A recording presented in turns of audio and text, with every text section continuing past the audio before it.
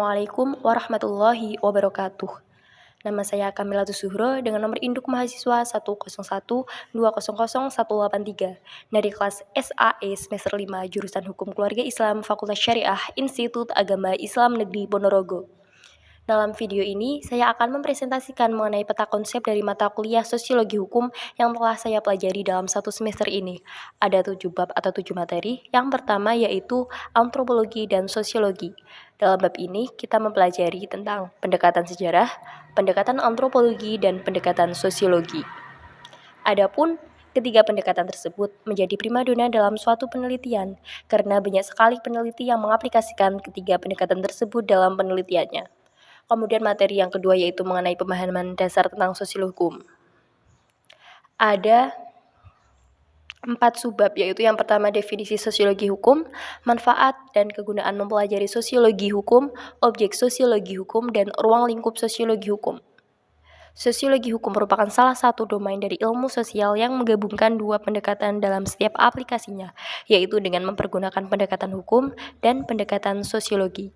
Kemudian materi ketiga yaitu sejarah dan perkembangan sosiologi hukum. Dalam bab ini kita mempelajari tentang latar belakang lahirnya sosiologi hukum dan awal perkembangan sosiologi hukum di Indonesia. Seperti halnya di negara-negara lain, munculnya sosiologi hukum di Indonesia masih tergolong cukup baru.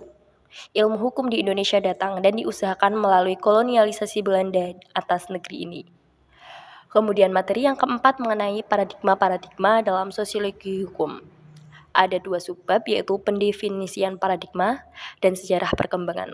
Untuk pendefinisian paradigma ada 2 paradigma yaitu paradigma Aristotelian dan paradigma Galilean. Sedangkan untuk sejarah perkembangannya ada 2 teori yaitu teori kritis dan teori positivisme.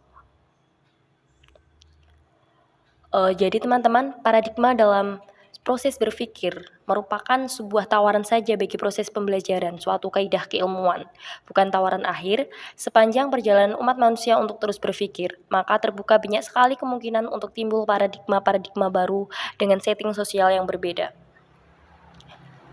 Kemudian materi yang kelima yaitu mengenai teori-teori sosiologi hukum. Dalam bab ini kita akan mempelajari mengenai pendefinisian teori, kajian strukturalisme, kajian fungsional struktural, kemudian pemetaan tokoh dan teori dalam kajian strukturalisme, dan pemetaan tokoh dan teori dalam kajian fungsional struktural.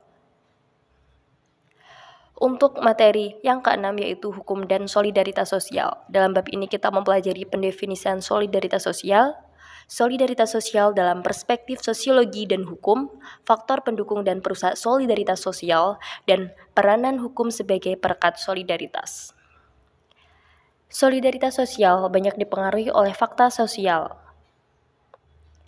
Hal itu diperlihatkan adanya berbagai cara dan usaha manusia untuk membangun suatu komunitas atau apa yang biasa kita sebut dengan masyarakat.